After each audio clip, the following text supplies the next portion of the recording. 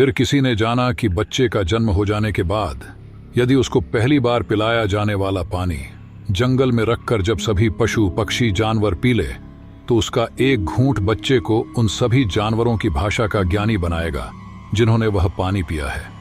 जिसने यह बात खोजी थी वह मनुष्य था, नीलावंती का पिता।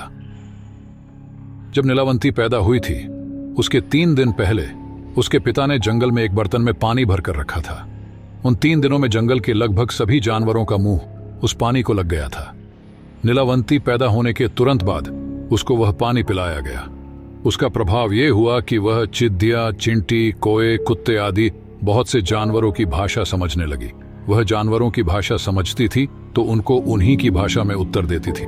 लेकिन जब गांव के लोगों ने यह सुना कि छोटी सी लड्ढकी के मुंह से इंसानी भाषा से पहले जानवरों की आवाजें निकल रही हैं, तो उन्होंने उसके पिता से कहा कि यह लड्ढकी शापित है, इससे गांव पर कोई संकट आ सकता है, तुम इसे जिंदा नहीं रख सकते। नीलावंती के पिता ने गांव वालों को समझाया कि यह सिर्फ उसके किए हुए प्रयोग का नतीजा है, पर किसी ने उसकी एक न सुनी। पंचायत बिठाई गई और सभी ने एक मत से निर्णय किया कि ऐसी लड़की जो जानवरों की आवाजें निकालती हो उसे जीने का कोई अधिकार नहीं है।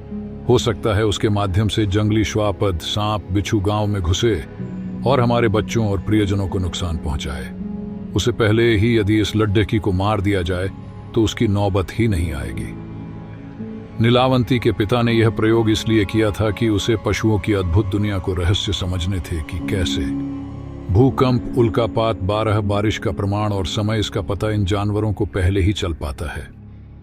यदि इनसे यह बातें जान ली जाए तो हम भी मनुष्यों की कितने संकटों से रक्षा कर सकते हैं। जब पंचायत के निर्णय का पता नीलावंती के माता पिता को चला तो उनके पैरों तले जमीन ही खिसक गई। नीलावंती की मां ने कहा कि हमें कैसे भी करके इस लड्ढकी को बचाना चाहिए। जिन पशुओं की भाषा जानने की वजह से इसकी जान खतरे में पड़ी गई है, अब वे ही इसकी रक्षा करेंगे। सिर्फ 12 दिन की नीलावंती को लेकर उसके माता पिता जंगल की ओर भागे और उसे लेकर वहीं रहने लगे।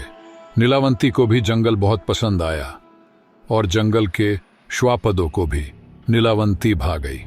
सभी जानवर जिनकी नीलावंती भाषा बोलती थी वे नीलावंती से बहुत प्यार करते थे। जिनकी भाषा नहीं आती थी उनकी भाषा नीलावंती सहवास से सीख गई। 2 साल की होने तक तो नीलावंती जंगल के किसी भी जीव की भाषा बोल और समझ रही थी और साथ ही अपने माता पिता के साथ मनुष्यों की भाषा में भी बोल रही थी। उसके पिता का जो सपना था वह साकार हो चुका था। उन्हें ऐसे ऐसे रहस्य नीलावंती के माध्यम से पता चल रहे थे जो कभी कानों से भी नहीं सुने थे।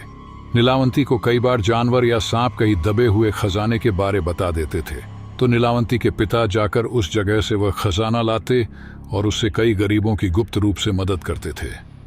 ऐसे ही 16 साल निकल गए। अब नीलावंती एक बहुत ही सुंदर किशोरी में बदल गई थी। एक बार की बात है जब 5-6 लुटेरे कहीं से नीलावंती के पिता का पीछा करते हुए उस जंगल में पहुंच गए। नीलावंती और उसके परिवार को जीने के लिए जो भी आवश्यक था वह उस जंगल से मिल जाता था।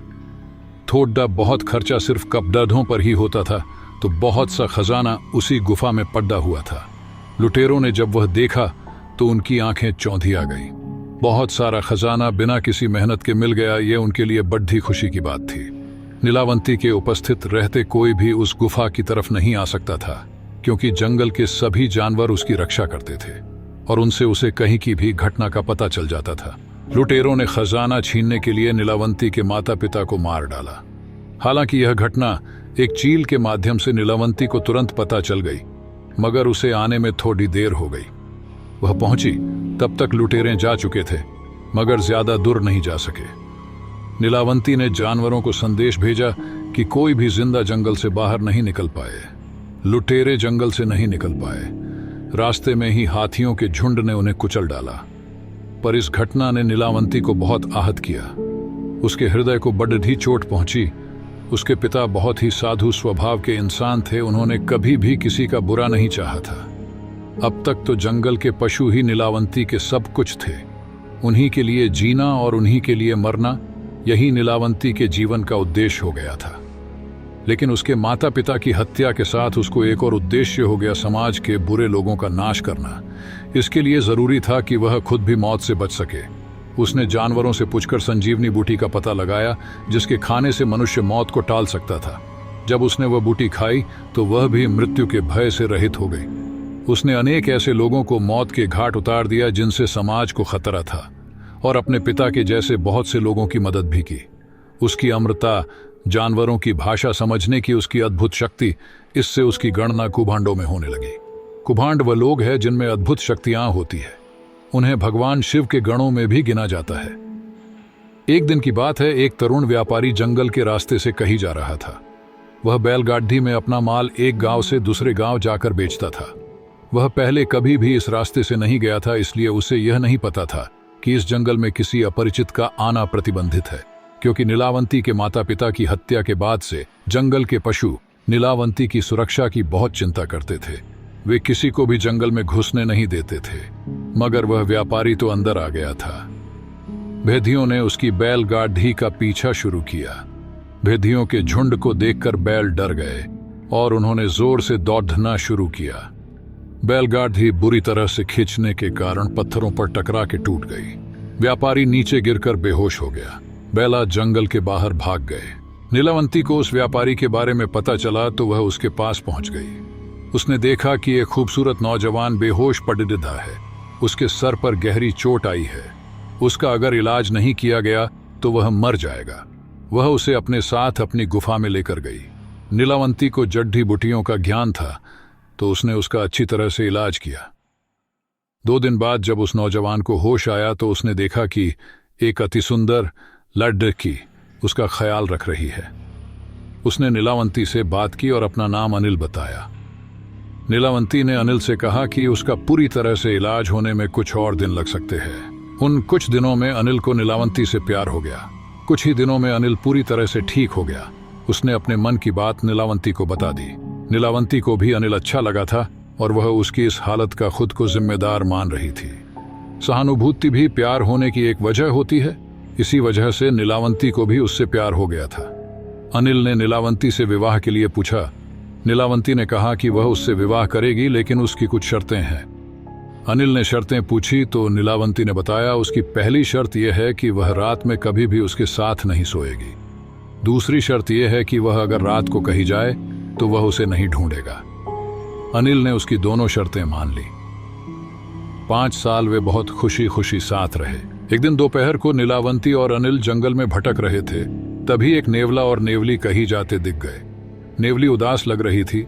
नीलावंती ने पूछा कि वह क्यों दुखी है।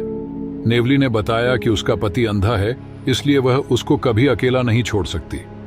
नीलावंती के पास अंजन था, जो नीलावंती ने उस नेवले की आंख में लगाया। तुरंत नेवले को सब कुछ दिखाई देने लगा।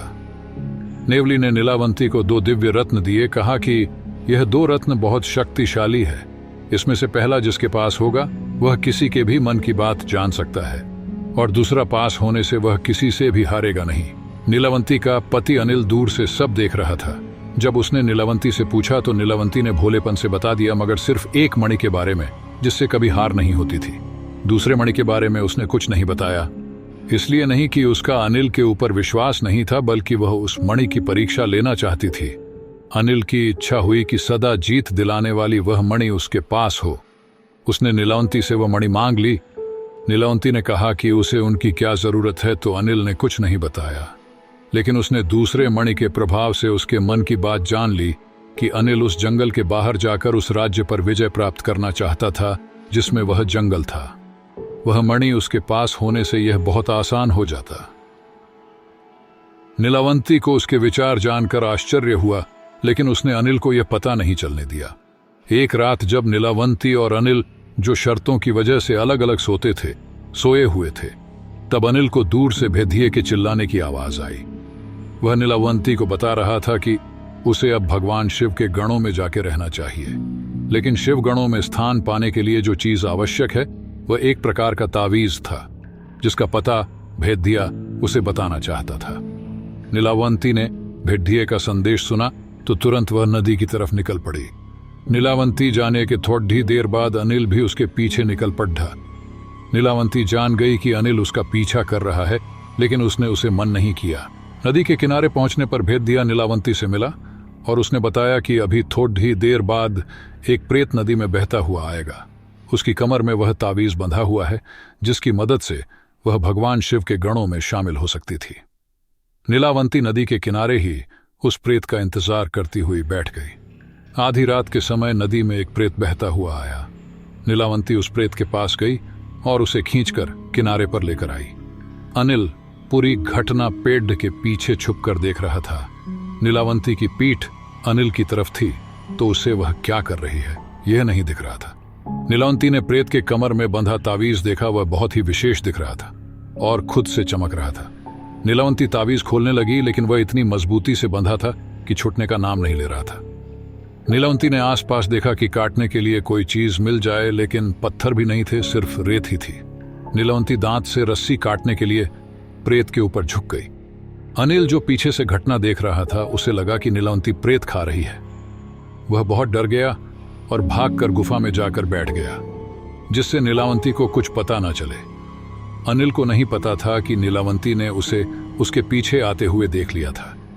बड़ी मुश्किल से वह तावीज निकालने के बाद नीलावंती उसे लेकर अपनी गुफा में आ गई।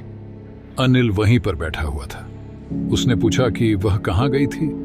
नीलावंती ने उसे विवाह के वक्त की शर्त याद दिलाई, लेकिन अनिल ने कहा कि वह सब जानता है कि वह मुर्दा खाने के लिए गई थी और उसे अब ऐसी औरत से कोई संबंध नहीं रखना है। वह उसे छोड़ ढच कर जा रहा है। नीलावंती ने उसे रोका नहीं पर समझाने की कोशिश की कि वह मुर्दा नहीं खा रही थी, पर अनिल कुछ सुनने की हालत में नहीं था। वह तुरंत वहां से चला गया।